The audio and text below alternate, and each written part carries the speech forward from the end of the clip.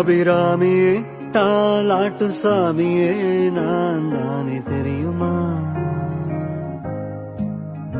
சிவகாமியே சிவனில் நீயும் பாதியே அது